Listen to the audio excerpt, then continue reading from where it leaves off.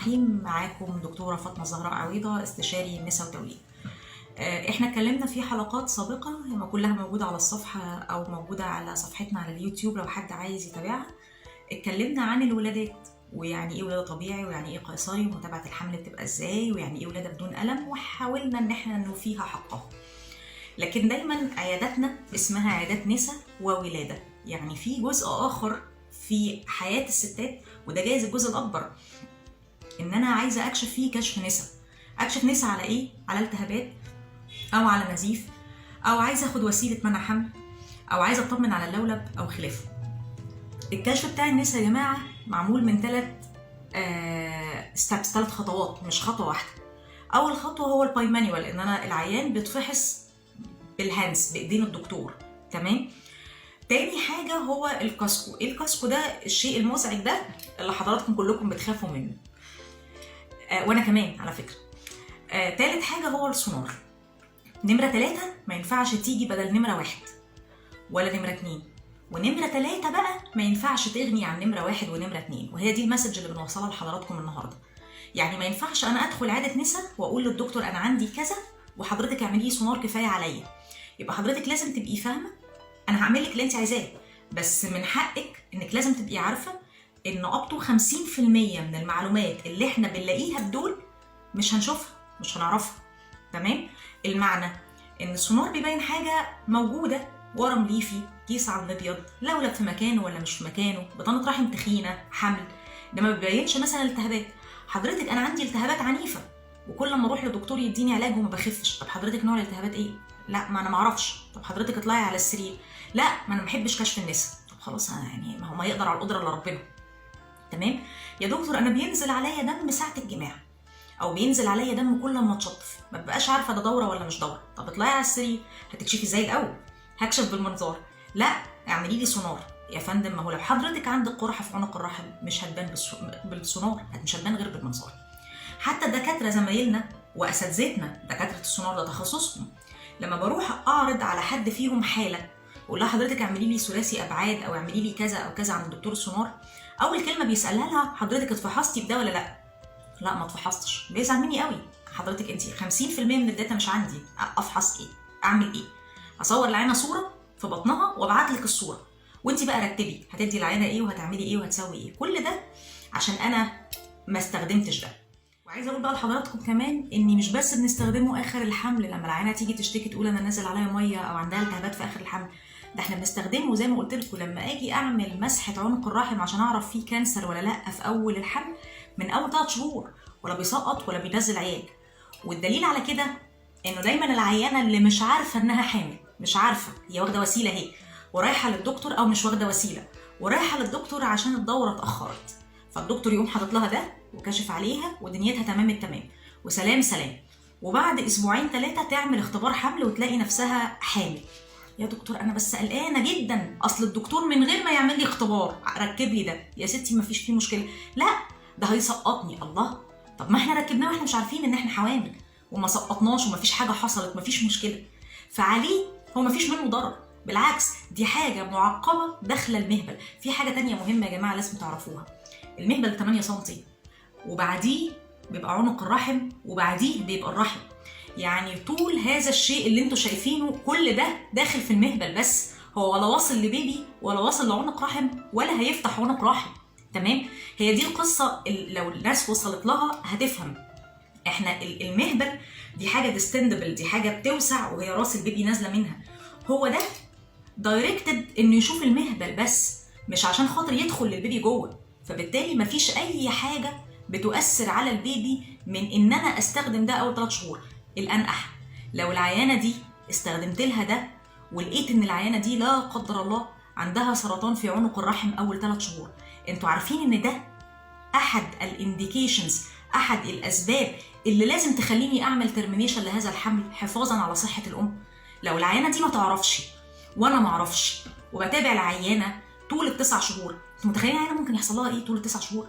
عندها تيومر، عندها ورم، والرحم عمال يكبر على عيل، والدم جاي كتير للورم، والورم كمان بيكبر وبيتغذى. تمام. فالموضوع قد يكون العيانه اللي عندها ورم في الرحم وهي حامل قد يكون نسبتهم لا تزيد عن 2 في المليون، لكن انا بعمل ده للمليون عشان احمي الاثنين اللي عندهم هذا الورم. والاساس ان انا بعمل ده وهي العيانه حامل امتى؟ لما تكون العيانه، انا المفروض ان انا بعمل الباب سمير ده يا جماعه كل 3 سنين مره. لما تيجي العيانه وهي حامل النهارده وتقولي والله يا دكتور انا اخر مره عملت الباب سمير من 4 سنين، يعني ستي ما عملتيهوش قبل الحمل؟ لا. يعني ما عملتيهوش خلال ال3 سنين اللي فاتوا؟ لا. خلاص انا ماليش عندك سكه غير ان انا لازم اعمل ده اول 3 شهور، مش بعد كده كمان.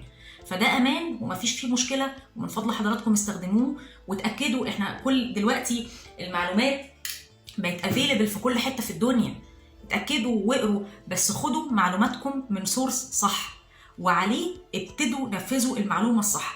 طول عمرنا وطول حياتنا بنقول العلم يا جماعه معمول يونيفرسال، معمول للناس اللي في مصر والناس اللي في السودان والناس اللي في امريكا والناس اللي في السعوديه والناس اللي في الامارات. لما عملوه ما حطوش المعلومات دي غير لما درسوها على ناس كتير وعملوها لناس كتير، ومفيش منها اي مشكله. مش مكتوب حتى جنبه كويري استخدمه ولا ما استخدموش علامه استفهام، لا، مكتوب استخدمه. تمام. اولا احنا عشان خاطر نستخدم حاجه لازم نعرف مدى اهميتها. ثانيا لازم نعرف انها ليست صعبه بهذه الطريقه اللي حضراتكم متخيلينها، ومش مخيفه ومش خطر. يعني ايه مش خطر؟ انا خايفه استخدمه عشان بيوجعني، او انا خايفه استخدمه عشان انا خايفه يا دكتوره من العدوى. تمام. اولا فيما يخص العياده، حضرتك بتدخلي من باب العياده اول حاجه بتتعمل ان احنا بنغسل ايدينا وبنلبس حاجه اسمها جوانتي نظيف، ولازم نبقى فارقين في كلامنا. يعني ايه جوانتي نظيف او حاجه نظيفه كلين، ويعني ايه حاجه معقمه؟ الجوانتي اللي بتلبس نظيف، السرير اللي حضرتك بتنامي عليه ورا البرافان نظيف. يعني ايه نظيف؟ يعني ما بينلكيش عدوى، هو حاجه نظيفه بس مش خارجه من الاوتوكلاف. بعد كده بنلبس حضرتك حاجه زي ده، بنطلون ديسبوزبل، بنطلون حضرتك بتلبسيه وبعدين بترمي في الزباله عشان الملايه ما تتنقلش من عيان لعيان، وعشان حضرتك تبقي حاسه انك كومبليتلي كفرد، انت متغطيه، مفيش داعي للخوف والشد. تمام. وده كمان كلين، ريسنتلي كده بقينا نحطه في الاوتوكلاف عشان خايفين من الكورونا. تمام. دول بقى اللي بيدخلوا جوه وبيكشفوا، دول ستيرايل، دول خارجين من الاوتوكلاف، دول متعقمين. تمام. لما بنيجي نتابع حضرتك او بنكشف على حضرتك، احنا عندنا انا اللي حاطاه دلوقتي 2 سايزز، واحد كبير زي ما حضراتكم شايفين، واحد صغير اصغر منه شويه، لكن في كمان اصغر من كده. فاحنا بندايركت السايز اللي احنا بنستخدمه لحضرتك، يعني مش كل حاجه تنفع لاي حد عشان ما نعملكيش الم شديد. خلينا نبقى متفقين ان ده الكورنر ستون او حجر الاساس في اي كشف احنا بنعمله. هنركب لوب لازم ده، هنشيل لوب لازم ده، هنعمل مسحه من عنق الرحم عشان نطمن حضرتك لا قدر الله في كانسر ولا مفيش، لازم ده، هنعمل مسحه مهبليه لازم ده. التكنيك ده بقى بياخد وقت قد ايه؟ ما بياخدش اكتر من 10 دقايق. في اوبشن تاني ان احنا ممكن نعمل ده while you are sleeping، وانت نايمه ببنج في العياده، لكن القصه ما بتبقاش مستدعيه كل هذا. فبيبقى اساسنا واساس كشفنا ان احنا بنفحص حضرتك الاول بايدينا، نطمن الوضع الرحم عامل ازاي، نطمن المهبل دنيته اخبارها ايه، نطمن امورنا ماشيه ازاي.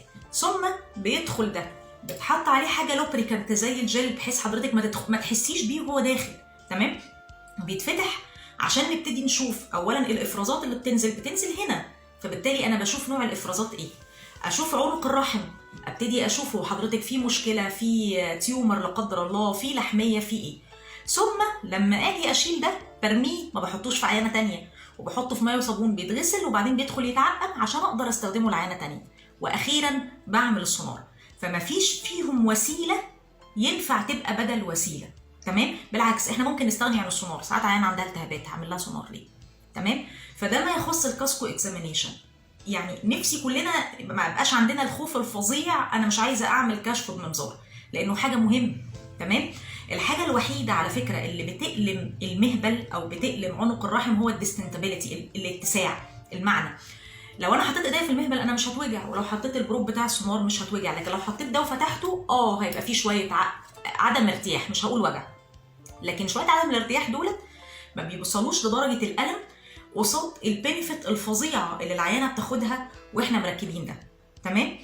اتمنى اكون وصلت لكم بصوره مبسطه يعني ايه كشف نساء، ولازم كشف النساء يبقى فيه 3 حاجات اللي احنا قلناهم، وفي كل مره احنا هنتكلم عن الابليكابيلتي بتاعت ده. يعني انا هستخدمه قبل المسحه، انا بعمل المسحه ازاي، هستخدمه قبل عينه من المهبل بعملها ازاي، هستخدمه قبل تركيب لولب بعمله ازاي.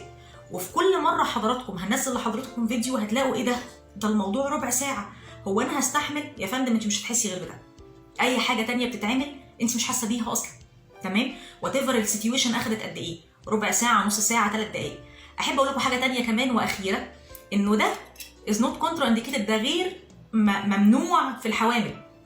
وده الجمال بقى، جمال الستات العرب والاجانب لما بيجوا يتابعوا عندي في العياده ويبقى عندهم من الثقافه اللي بتخليها تبقى جايه وهي حامل في السادس وتقولي حضرتك افحصيني بكاسكو عشان انا عايزه اخد مسحه من عنق الرحم اعرف انا عندي تيومر ولا لا، لانهم قالوا لي كده بره. صح جدا. ده مش هيسقط؟ لا مش هيسقط. حضرتك افحصيني بكاسكو عشان انا نازل عليا ميه. على فكره العيانه اللي لما بتكح بينزل عليها ميه من حوالين الجنين ما ينفعش افحصها بجوانتي كلين، لازم افحصها بحاجه معقمه اللي هي دي. ودي جايز تكون معلومات جديده عليكم، وجايز حتى بعد ما نقولها حضراتكم مش هتتقبلوها، بس هو الامانه في العلم انه لازم يوصل. فده مش خطر حتى في العيانين الحوامل. وكتير قوي من الستات اللي بيشوفونا واللي متابعين في عياداتنا وكانوا متابعين معانا حمل لحد ما ولدوا معانا كان بيتفحصوا بالكلام دوت وهم حوامل. تمام؟ حتى على فكره في القصر العيني، يعني انا كنت في الماجستير بتاعي في القصر العيني انا بشتغل على حالات الحوامل، الحالات اللي عندها التهابات في الحمل وبتدخلها في الام ولاده مبكره. ما كانش ينفع اخد مسحه بايديا، ده كارثه، ده انا هدخل العينه التهابات. ما كانش ينفع اقول للعينه انت عندك ايه واديها علاج وبس، لازم اعرف نوع البكتيريا دي ايه، عشان البكتيريا دي هل هي من المسببات للطلق المبكر ولا لا. وعشان اعرف نوع البكتيريا لازم اخد مسحه ولازم احللها في معمل، وعشان المسحه دي تبقى نظيفه وما يبقاش فيها غير نوع البكتيريا لازم ادخل المعقم ده. تمام؟ فدي مش حاجه. وفي القصر العيني وفي العيانين المجاني وفي الناس اللي بيجوا ليهم الافات الحالات في اليوم مفيش واحده فيهم كانت بتسقط ولا كان بينزل عليها ميه ولا كان بينزل عليها دم بعد ما تستخدم ده. فبلاش الخوف العنيف اللي عند حضراتكم، لانه احنا دايما بنقول ان الخوف من الشيء هيخلينا ما نعملوش. خلينا نجرب، واذا في الم، وده اللي انا بقوله للعيانين، احنا خلينا نجرب. اذا حضرتك في الم قولي لي وقفي، احنا مش بنعذبك. لكن اذا ما فيش الم يبقى احنا ويجي البنفيت من الجهاز ده. هو مش معمول بايلوك. زمان في ايام الطب ما كانش فيه سونارات على فكره، يعني هو ما كانش فيه سونار، هو كان الدكتور بيبص بعينه وبيسمع بودانه. اذا كان دكتور البطنه كان بيحط ودنه على صدر العيان عشان يسمع ضربات القلب. ما يخصنا احنا، الدكتور كان بيبص بعينيه. عينيه دي بتبين حاجات كتير قوي على فكره من الاورام. لما بتبتدي في شكل قرحه في عنق الرحم. انا مش بخوفكم على فكره، انا بفهمكم. بتبتدي في شكل قرحه في عنق الرحم، وهذه السيده الجميله ما بتشتكيش غير من شويه نزيف. تقوم رايحه للدكتور تقول له والله يا دكتور انا قلقانه ان يكون عندي ورم ليفي او كيس على المبيض لانه كان عند والدتي. والورم الليفي على فكره هو حاجه حميده وبتيجي في اغلب الستات، مش مشكله خالص. الدكتور يحط سونار، لا يا فندم ما عندكيش ورم ليفي وما عندكيش كيس على المبيض. طب امال ايه بقى؟ انا عندي ايه؟ عندك حاجه اسمها خلل وظيفي في الهرمونات، وعليه حضرتك هتاخدي حاجه بس تقلل لك النزيف. وبعد 3-4 شهور العيانه النزيف مش بيقف. نقوم فجاه كده راجل ابن حلال يقول لها تعالي نحط فيكي كاسكو. لا يا دكتور، دول طلبوه مني اول مره وقلت لهم لا. طب معلش خلينا نجرب. نقوم حاطين الكاسكو، نلاقي قرحه جميله كده في عنق الرحم، ربنا يعافيكم ويعافينا يا رب، وتبقى اول ستيب في انه يكون في حاصل سرطان في عنق الرحم والعيانه مش دريانه. وبالتالي لما بتيجي تدرى بقى بتضرب ليجن كبير يبان لنا بقى في السونار. انما اول خطوه اللي هي الخطوه اللي ما بتتشافش غير بالعين العيانه مش دريانه بيها. ليه؟ لانها رافضه انها تتفحص بهذا الجهاز. هو نفس القصه فيما يسمى فحص الثدي الذاتي اللي احنا بنعلمه للستات، وان شاء الله هيبقى فيه فيديو عنه بنعمله ازاي. نيجي نقول للعيانه حضرتك افحصي صدرك كل شهر بعد الدوره، لا بس مش عارفه، اصلي بكسل، اصلي مش فاهمه، اصلي مش حاسه. طب لا يا دكتور انا هعمل ماموجرام. حلو الكلام ده جميل. الماموجرام بيبين ليجن لما الليجن ده يكبر ولما يبقى سن حضرتك اكبر من 40 سنه. يتعمل امتى الماموجرام؟ مره في السنه. طب طول السنه انا فين البروتكشن؟ ان حضرتك بتفحصي ايدك، بتفحصي صدرك بايدك. تمام؟ فالكلام ده لما بنوصله للعيانين بنوصل لهم معلومه تقينا من حاجات كتيره جدا جدا سيئه. انا ما بقولش اروح نفحص كاسكو كل شهر ولا كل يوم ولا كل اسبوع ولا حتى كل سنه، بس لما يكون عندي كومبلين، لما يكون عندي عرض، يبقى انا لازم احط الكاسكو ده فيا واشوف الدنيا فيها ايه. لما يكون العيانه دي عندها او ما عندهاش حاجه، خلينا نتكلم عن عيانه كومبليت روتين. انا بعمل الكاسكو ده روتين على الاقل مره كل 3 سنين وانا بعمل للعيانه باب سمير عشان اطمن ان العيانه دي ما عندهاش تيومر، ما عندهاش قرحه، ما عندهاش كانسر في عنق الرحم. وشكرا لحضراتكم واسفه على الاطاله. اتمنى بس ان انتوا تكونوا استفدتوا وتكونوا اطمنتوا ان احنا آلاتنا كلها متعقمه وحاجاتنا كلها نظيفه. مش عندي بس، على فكره عند كل الدكاتره. يعني هي القصه كلها الموضوع بسيط، والاوتوكلاف موجود في عياداتنا، ما تخافوش وروحوا واكشفوا واطمنوا على نفسكم، بس اطمنوا على نفسكم بالطريقه الصح. وزي ما دايما بقول للعيان، حضرتك انا كسبانه من الكشف بس، وكسبانه من الكشف والسونار، فبالتالي انا ماليش مصلحه معاك لما اقول لك لا خلينا نبتدي في الستاندرد الاقل اللي هو الكشف. المصلحه لحضرتك. تمام. فاتمنى ان تكون المسج وصلت، وانا اسفه على الاطاله، واتمنى ان شاء الله ان احنا كده كلنا يبقى عندنا كونسبت جديد ان احنا لا لما نروح لدكتور النساء احنا هنفحص بهذا الشيء المزعج اللي اسمه الكاسكو اكزامينيشن. تمام. وشكرا لحضراتكم، شكرا جزيلا.